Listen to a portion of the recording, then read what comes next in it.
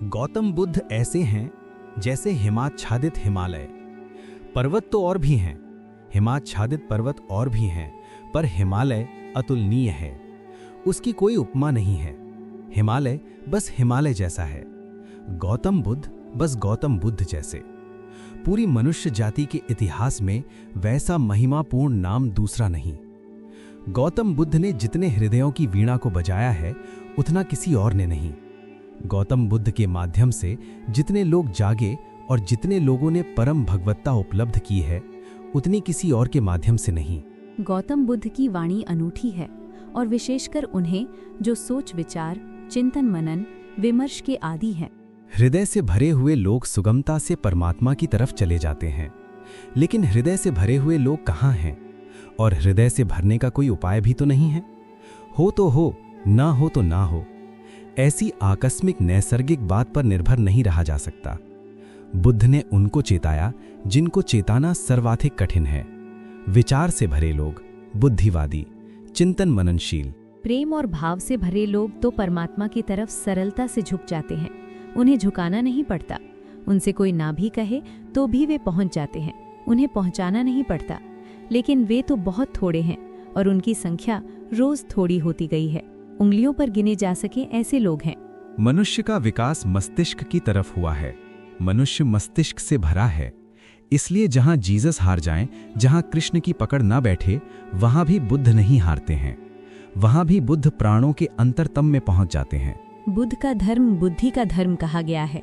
बुद्धि पर उसका आदि तो है, अंत नहीं। शुरुआत बुद्धि से है, प्रारंभ बुद्धि से है, क्योंकि मनुष्य वहां खड़ा है। लेकिन अंत उसका बुद्धि में नहीं है। अंत तो परम अतिक्रमण है, जहां सब विचार खो जाते हैं, सब बुद्धिमत्ता विसर्जित हो जाती है, जहां केवल साक्षी, मात्र साक्षी शेष रह जाता है। लेकिन बुद्ध का प्रभाव उन लोगों में तत्क्षण अनुभव होता है जो सोच विचार में कुशल हैं। बुद्ध के साथ मनुष्य जाति का एक नया अध्याय शुरू हुआ। 2500 वर्ष पहले बुद्ध ने वो कहा जो आज भी सार्थक मालूम पड़ेगा और जो आने वाली सदियों तक सार्थक रहेगा। बुद्ध ने विश्लेषण दिया, एनालिसिस दी, और जैसा सूक्ष्म विश्लेषण उन्होंने किया कभी किसी ने न किया था और फिर दोबारा कोई न कर पाया।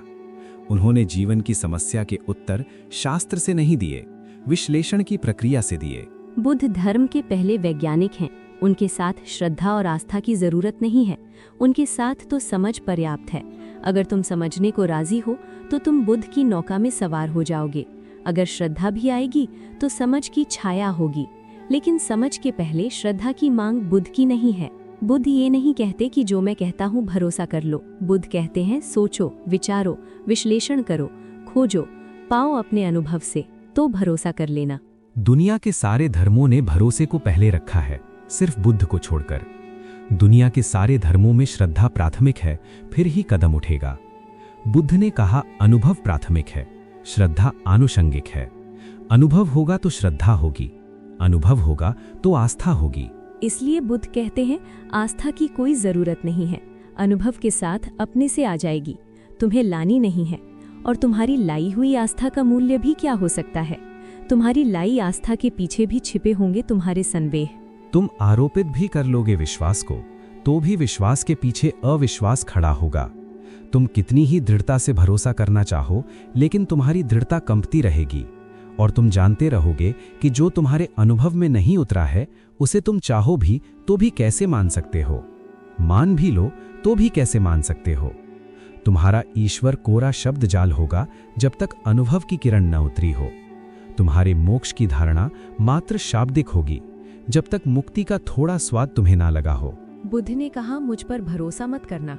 मैं जो कहता हूँ उस पर इसलिए भरोसा मत करना कि मैं कहता हूँ। सोचना, विचारना, जीना तुम्हारे अनुभव की कसौटी पर सही हो जाए तो ही सही है। मेरे कहने से क्या सही होगा? बुद्ध के अंतिम वचन है अपदीपो भवा, अपने दिए खुद बनना। और तुम्हारी रोशनी में तुम्हें जो दिखाई पड़ेगा फिर तुम करोगे भी क्या? आस्था ना करोगे तो करोगे क्या? आस्था सहज होगी, उसकी बात ही उठानी व्यर्थ है। बुद्ध का धर्म विश्लेषण का धर्म है, लेकिन विश्लेषण से शुरू होता है, समाप्त नहीं वहां। समाप्त तो परम संश्लेषण पर होता है। बुद्ध का धर्म संदेह का धर्म है, लेकिन संदेह से यात्रा शुरू होती है, समाप्त नहीं होती। समाप्त तो परम श्रद्धा पर होती है। इसलिए बुद्ध को समझने में बड़ी भूल हुई, क्योंकि बुद्ध संदेह की भाषा बोलते हैं, तो लोगों ने समझा ये संदेहवादी है। हिंदू तक न समझ पाए, जो जमीन पर सबसे ज्यादा पुरानी कौम है। बुद्ध निश्चित ही बड़े अनूठे रहे होंगे, तभी तो हिंदुओं तक को ये आदमी खतरनाक लगा, घबराने वाला लगा। हिंदुओं को भी लगा कि ये तो सारे आधार गिरा देगा धर्म के, और यही आदमी है जिसने धर्म के आधार पहली दफा ढंग से रखे। श्रद्धा पर भी कोई आधार रखा जा सकता है? अनुभव पर ही आधार रखा जा सकता है। अनुभव की छाया की तरह श्रद्धा उत्पन्न होती है। श्रद्धा अनुभव की सुगंध है, और अनुभव के बिना श्रद्धा अंधी है। और जिस श्रद्धा के पास आंख ना हो, उससे तुम सत्य तक पहुंच पाओगे? बुद्ध ने बड़ा दुस्साहस किया। बुद्ध जैसे व्यक्ति पर भरोसा करना एकदम सुगम होता है। उसके उठने बैठने में प्रामाणिकता होती है, उसके शब्द शब्द में वजन होता है, उसके होने का पूरा ढंग स्वयं सिद्ध होता है। उस पर श्रद्धा आसान हो जाती है। लेकिन बुद्ध ने कहा, तुम मेरी बैसाखी मत बनना। तुम अगर लंगड़े हो और मेरी बैसाखी के सहारे चल लिए, कितनी दूर चलोगे? मंजिल तक ना पहुंच पाओगे। आज मैं साथ हूं, कल मैं साथ ना रहूंगा। फिर तुम्हें अपने ही पैरों पर चलना है। मेरी रोशनी से मत चलना, क्योंकि थोड़ी देर को संग साथ हो गया है अंधेरे जंगल में। तुम मेरी रोशनी में थोड़ी देर रोशन हो लोगे, फिर हमारे रास्ते अलग हो जाएंगे। मेरी रोशनी मेरे साथ होगी, तुम्हारा अंधेरा तुम्हारे साथ होगा। अपनी रोशनी पैदा करो, अप दीपो भवा। ये बुद्ध का धम्म पद, कैसे वो रोशनी पैदा हो सकती है अनुभव की, उसका विश्लेषण है। श्रद्धा की कोई मांग नहीं है, श्रद्धा की कोई आवश्यकता भी नहीं है। इसलिए बुद्ध को लोगों ने नास्तिक कहा, क्योंकि बुद्ध ने ये भी नहीं कहा कि तुम परमात्मा पर श्रद्धा करो। तुम कैसे करोगे श्रद्धा? तुम्हें पता होता तो तुम श्रद्धा करते ही। तुम्हें पता नहीं है। इस अज्ञान में तुम कैसे श्रद्धा करोगे? और अज्ञान में तुम जो श्रद्धा बांध भी लोगे, वो तुम्हारी अज्ञान की ईंटों से बना हुआ भवन होगा। उसे तुम परमात्मा का मंदिर कैसे कहोगे? वो तुमने भय में बना लिया होगा। मौत डराती होगी, इसलिए सहारा पकड़ लिया होगा। यहाँ जिंदगी हाथ से जाती मालूम होती होगी, इसलिए स्वर्ग की कल्पनाएं कर ली होंगी। लेकिन इन कल्पनाओं से, भय पर खड़ी हुई इन धारणाओं से कहीं कोई मुक्त हुआ है? इससे ही तो आदमी पंगु है, इससे ही तो आदमी पक्षाघात में दबा है। इसलिए बुद्ध ने ईश्वर की बात नहीं की। H.G. वेल्स ने बुद्ध के संबंध में कहा है कि पृथ्वी पर इस जैसा ईश्वरीय व्यक्ति और इस जैसा ईश्वर विरोधी व्यक्ति एक साथ पाना कठिन है। So God like and so godless. अगर तुम ईश्वरीय प्रतिभाओं को खोजने निकलो, तो तुम बुद्ध से ज्यादा ईश्वरीय प्रतिभा कहाँ पाओगे? सो गॉडलेस, और फिर भी इतना ईश्वर शून्य। ईश्वर की बात ही नहीं की, इस शब्द को ही गंदा माना, इस शब्द का उच्चार नहीं किया। इससे ये मत समझ लेना कि ईश्वर विरोधी थे बुद्ध। उच्चार नहीं किया, क्योंकि उस परम शब्द का उच्चार किया नहीं जा सकता। उपनिषद कहते हैं ईश्वर के संबंध में कुछ कहा नहीं जा सकता, लेकिन इतना तो कह ही देते हैं। बुद्ध ने इतना भी न कहा। वे परम उपनिषद हैं, उनके पार उपनिषद नहीं जाता। जहाँ उपनिषद समाप्त होते हैं, वहाँ बुद्ध शुरू होते हैं। आखिर इतना तो कह ही दिया, रोक न सके अपने को कि ईश्वर निर्गुण है, तो निर्गुण उसका गुण बना दिया। कहा कि ईश्वर निराकार है, तो निराकार उसका आकार हो गया। लेकिन बिना कहे न रह सके। उपनिषद के ऋषि भी बोल गए। मौन में ही संभालना था उस संपदा को, बोलकर गंवा दी। बंधी मुट्ठी लाख की थी, खुली 2 कौड़ी की हो गई। वो बात ऐसी थी कि कहनी नहीं थी, क्योंकि तुम जो कुछ भी कहोगे वो गलत होगा। ये कहना भी कि परमात्मा निराकार है गलत है, क्योंकि निराकार भी एक धारणा है, वो भी आकार से ही जुड़ी है। आकार के विपरीत होगी तो भी आकार से संबंधित है। निराकार का क्या अर्थ होता है? जब भी अर्थ खोजने जाओगे, आकार का उपयोग करना पड़ेगा। निर्गुण का क्या अर्थ होता है? जब भी कोई परिभाषा पूछेगा, गुण को परिभाषा में लाना पड़ेगा। ऐसी निर्गुणता भी बड़ी नपुंसक है, जिसकी परिभाषा में गुण लाना पड़ता है। और ऐसे निराकार में क्या निराकार होगा, जिसको समझाने के लिए आकार लाना पड़ता है? बुद्ध से ज्यादा कोई भी नहीं बोला, और बुद्ध से ज्यादा चुप भी कोई नहीं है। कितना बुद्ध बोले हैं। अन्वेषक खोज करते हैं तो वे कहते हैं एक आदमी इतना बोला, ये संभव कैसे है? उन्हें डर लगता है कि इसमें बहुत कुछ प्रक्षिप्त है, दूसरों ने डाल दिया है। कुछ भी प्रक्षिप्त नहीं है। जितना बुद्ध बोले पूरा संग्रहित ही नहीं हुआ है। खूब बोले, और फिर भी उनसे ज्यादा चुप कोई भी नहीं है, क्योंकि जहां जहां नहीं बोलना था वहां नहीं बोले। ईश्वर के संबंध में एक शब्द न कहा। इस खतरे को भी मोल लिया कि लोग नास्तिक समझेंगे, और आज तक लोग नास्तिक समझे जा रहे हैं, और इससे बड़ा कोई आस्तिक कभी हुआ नहीं। बुद्ध महाआस्तिक हैं। अगर परमात्मा के संबंध में कुछ कहना संभव नहीं है तो फिर बुद्ध ने ही कुछ कहा, चुप रहकर इशारा किया। पश्चिम के एक बहुत बड़े विचारक विटकिनस्टीन ने अपनी बड़ी अनूठी किताब ट्रैक्टेटस में लिखा है कि जिस संबंध में कुछ कहा न जा सके उस संबंध में बिल्कुल चुप रह जाना उचित है। That which cannot be said must not be said। जो नहीं कहा जा सकता कहना ही मत, कहना ही नहीं चाहिए। अगर विटकिनस्टीन बुद्ध को देखता तो समझता। अगर विटकिनस्टीन के वचन को बुद्ध ने समझा होता तो वे मुस्कुराते और उन्होंने स्वीकृति दी होती। विटकिनस्टीन को भी पश्चिम में लोग नास्तिक समझे, नास्तिक नहीं है। पर जो कही नहीं जा सकती बात अच्छा है ना ही कही जाए। कहने से बिगड़ जाती है, कहने से गलत हो जाती है।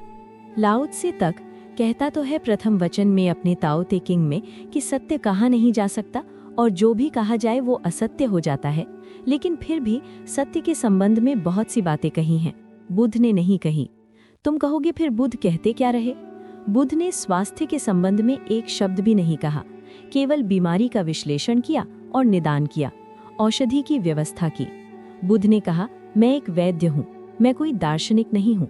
मैं तुम्हारी बीमारी का विश्लेषण करूंगा, निदान करूंगा, औषधि सुझा दूंगा, और जब तुम ठीक हो जाओगे तभी तुम जानोगे कि स्वास्थ्य क्या है। मैं उस संबंध में कुछ भी न कहूंगा।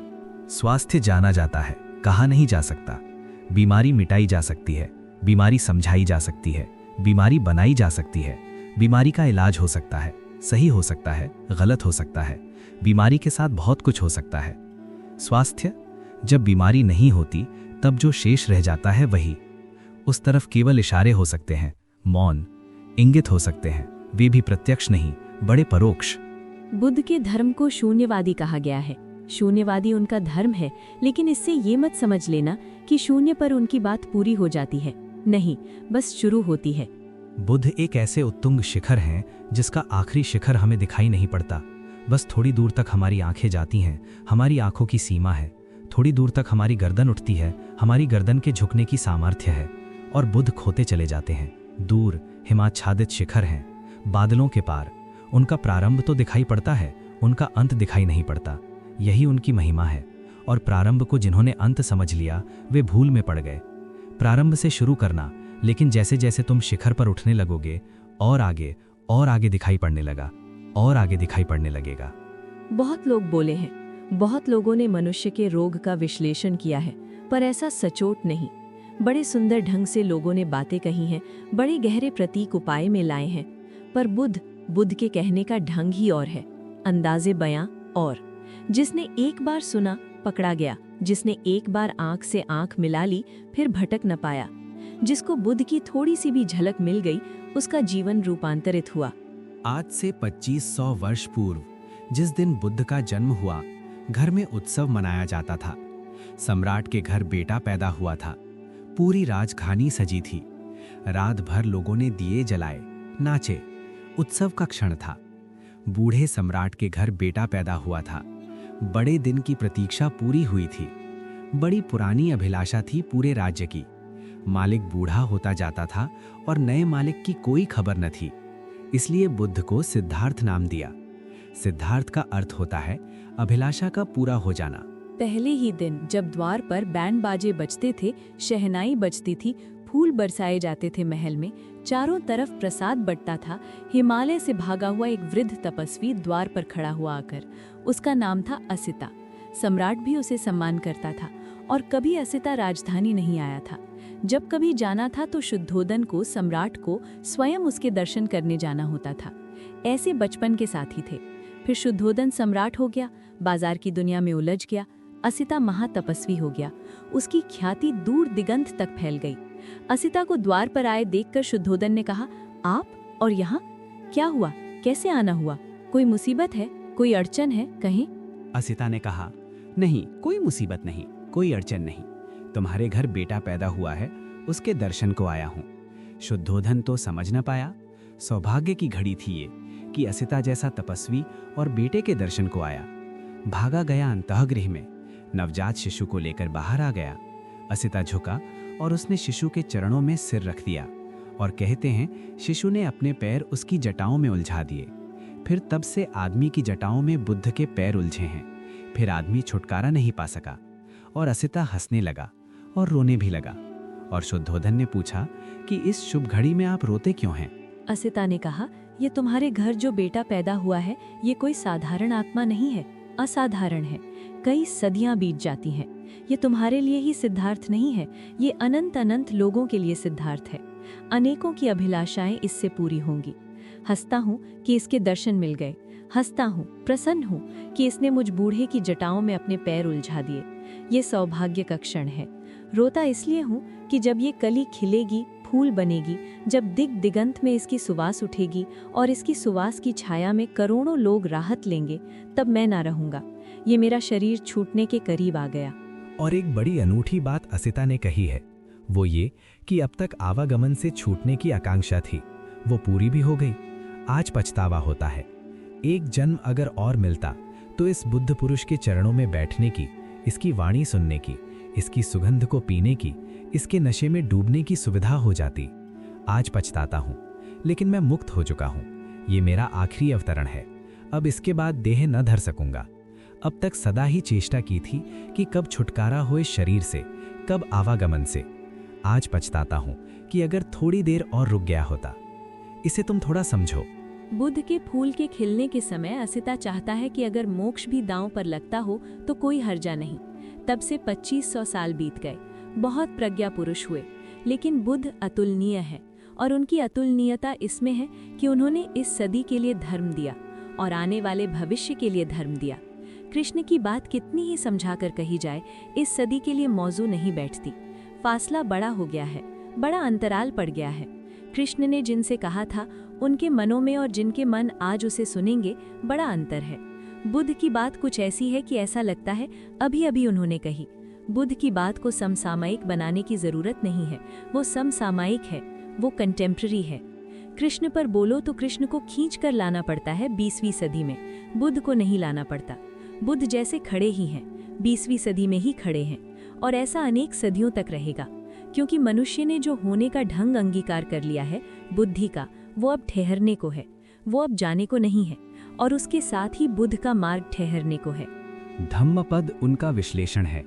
उन्होंने जो जीवन की समस्याओं की गहरी छानबीन की है, उसका विश्लेषण है। एक एक शब्द को गौर से समझने की कोशिश करना, क्योंकि ये कोई सिद्धांत नहीं है जिन पर तुम श्रद्धा कर लो। ये तो निष्पत्तियां हैं प्रयोग की। अगर तुम भी इनके साथ विचार करोगे तो ही इन्हें पकड़ पाओगे। ये आंख बंद करके स्वीकार कर लेने का सवाल नहीं है, ये तो बड़े सोच विचार मनन का सवाल है। साधारणतः आदमी की जिंदगी क्या है? कुछ सपने, कुछ टूटे फूटे सपने, कुछ अभी भी साबित भविष्य की आशा में अटके। आदमी की जिंदगी क्या है? अतीत के खंडहर, भविष्य की कल्पनाएं। आदमी का पूरा होना क्या है?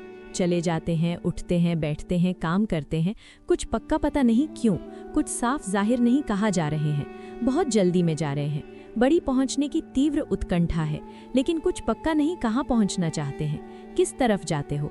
कल मैं एक गीत पढ़ता था साहिर का, न कोई जादा न कोई मंजिल, न रोशनी का सुराग, भटक रही है खलाओं में जिंदगी मेरी। न कोई रास्ता, न कोई मंजिल, रोशनी का सुराग भी नहीं, कोई एक किरण भी नहीं, और पूरी जिंदगी अंधेरी घाटियों में, शून्य में भटक रही है। भटक रही है खलाओं में जिंदगी मेरी। ऐसी ही मनुष्य की दशा है सदा से। बहुत सी झूठी मंजिलें भी तुम बना लेते हो। राहत के लिए कुछ तो चाहिए।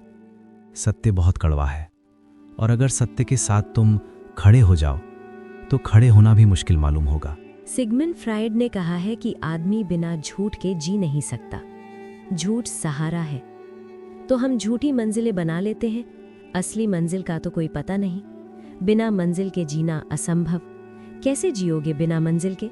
अगर ये पक्का ही हो जाए कि पता ही नहीं कहाँ जा रहे हैं, तो पैर कैसे उठेंगे? यात्रा कैसे होगी? तो हम कल्पित मंजिल बना लेते हैं, एक झूठी मंजिल बना लेते हैं। उससे राहत मिल जाती है, लगता है कहीं जा रहे हैं। कोई रास्ता नहीं है, क्योंकि झूठी मंजिलों के कहीं कोई रास्ते होते हैं। जब मंजिल ही झूठी है तो रास्ता कैसे हो सकता है? तो फिर हम रास्ता भी बना लेते हैं, रास्ता बना लेते हैं, मंजिल बना लेते हैं, सब कल्पित, सब मन के जाल, सब सपने, और ऐसे अपने को भर लेते हैं और लगता है शून्य भर गया, जिंदगी बड़ी भरी पूरी है। कोई कुछ दिन हुए चल बसा।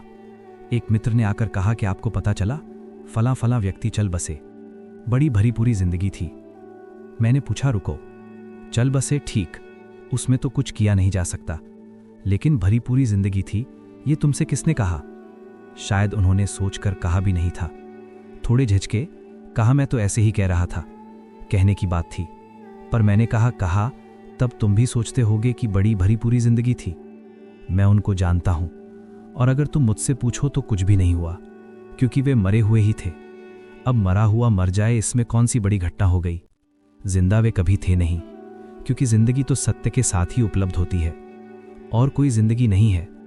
लेकिन जो झूठ के साथ जी रहा है वो भी सोचता है जिंदगी भरी पूरी है। कितने झूठ तुमने बना रखे हैं। लड़का बड़ा होगा, शादी होगी, बच्चे होंगे, धन कमाएगा, यश पाएगा, और तुम मर रहे हो। और तुम्हारे बाप भी ऐसे ही मरे कि तुम बड़े होगे, कि शादी होगी, कि धन कमाओगे, और तुम्हारा लड़का भी ऐसे ही मरेगा। जिंदगी बड़ी भरी पूरी जा रही है। बाप बेटे के लिए मर जाता है, बेटा अपने बेटे के लिए मर जाता है, ऐसा एक दूसरे पर मरते चले जाते हैं। कोई जीता नहीं। मरना इतना आसान, जीना इतना कठिन।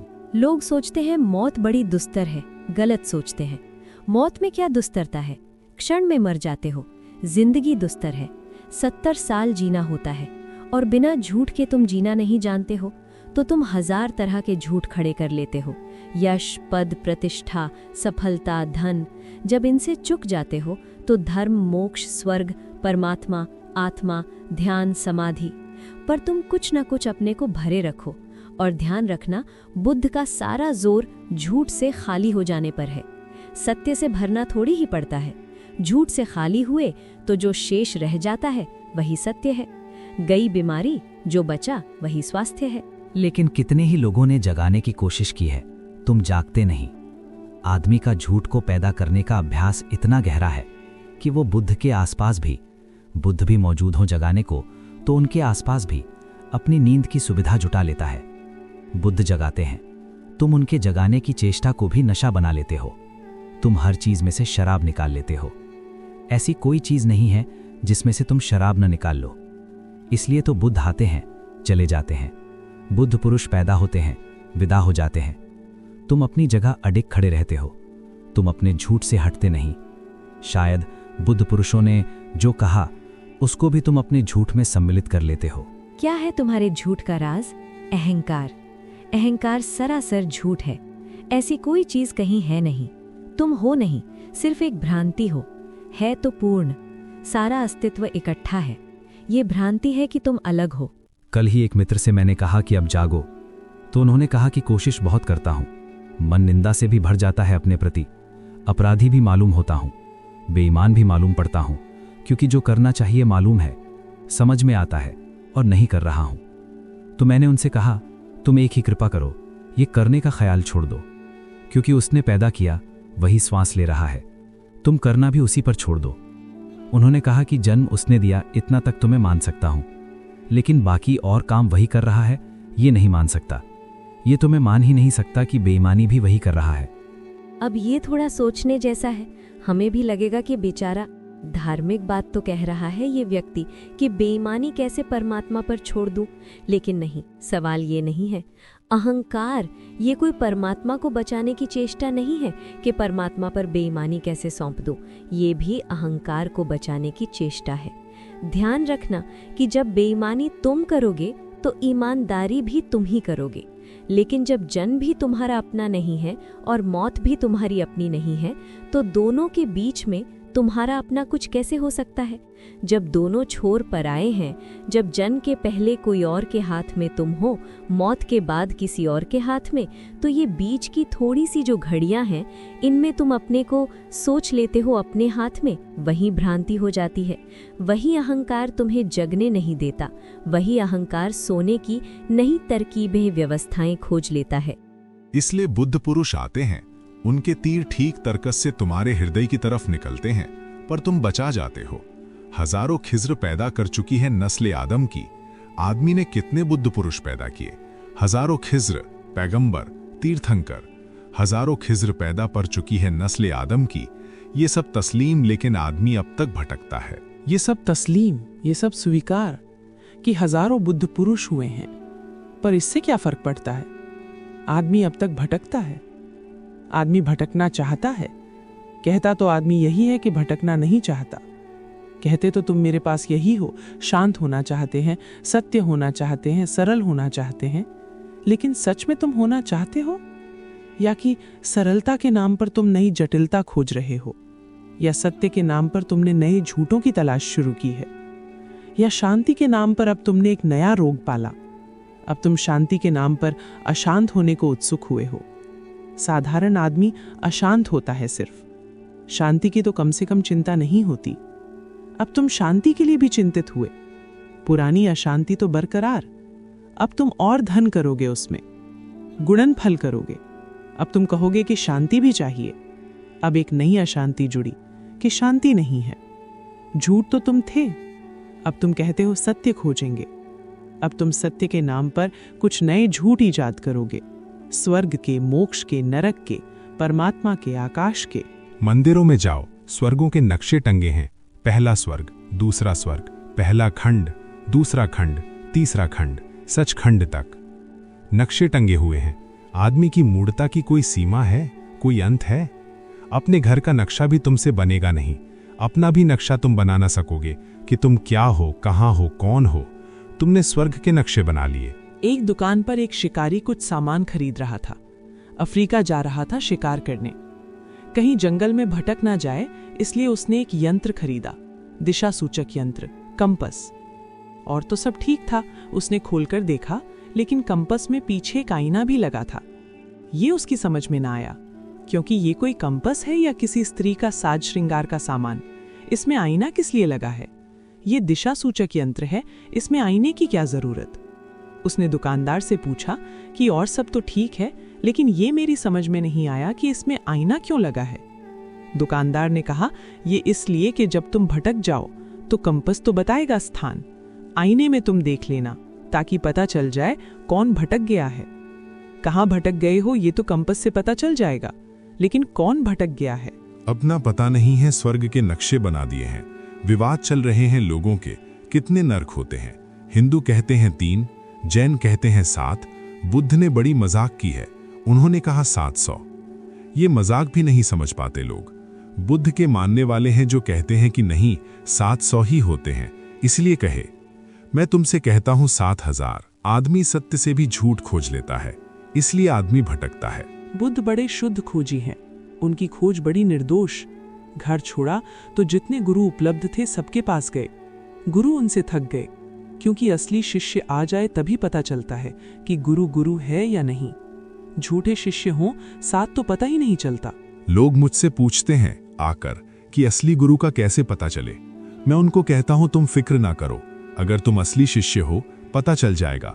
नकली गुरु तुमसे बचेगा, भागेगा कि ये चला आ रहा है असली शिष्य, ये झंझट खड़ी करेगा। तुम गुरु की फिक्र ही छोड़ दो।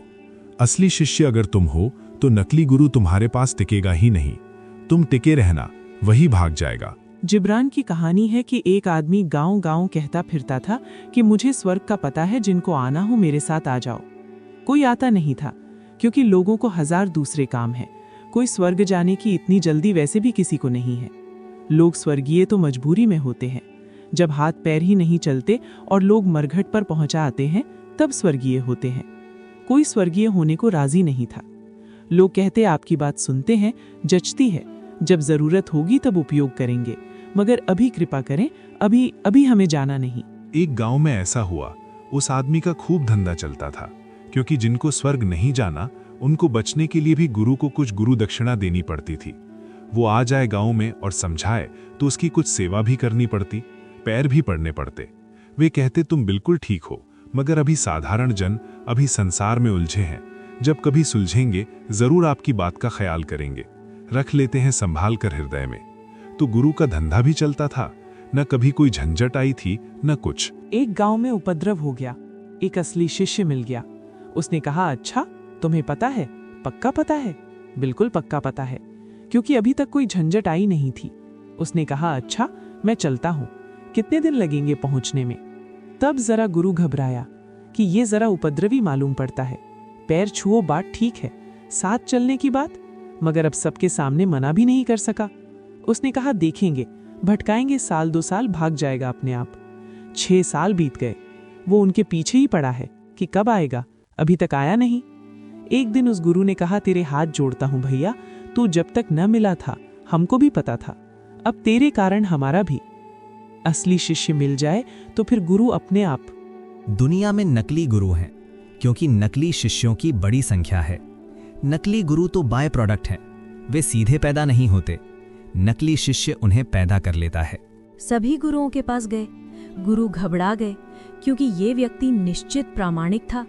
जो उन्होंने कहा वो इसने इतनी पूर्णता से किया कि उनको भी दया आने लगी कि ये तो हमने भी नहीं किया है। कोई करता ही नहीं था तब तक बात ठीक थी, इस पर दया आने लगी। इससे ये भी न कह सकते थे कि तुमने पूरा नहीं किया इसलिए उपलब्ध नहीं हो रहा है। इसने पूरा किया, उसमें तो रत्ती भर कमी नहीं रखी। गुरुओं ने हाथ जोड़कर कहा कि बस हम यहाँ तक तुम्हें बता सकते थे, इसके आगे हमें खुद भी पता नहीं है। सारे गुरुओं को बुद्ध ने चुका डाला, एक गुरु साबित न हुआ। तब सिवाय इसके कोई रास्ता न रहा कि खुद खोजें। और इसीलिए बुद्ध की बातों में बड़ी ताजगी है, क्योंकि उन्होंने खुद खोजा, किसी गुरु से नहीं पाया था, किसी से सुनकर नहीं दोहराया था। फिर खुद खोज पर निकले, नितांत अकेले, बिना किसी सहारे के।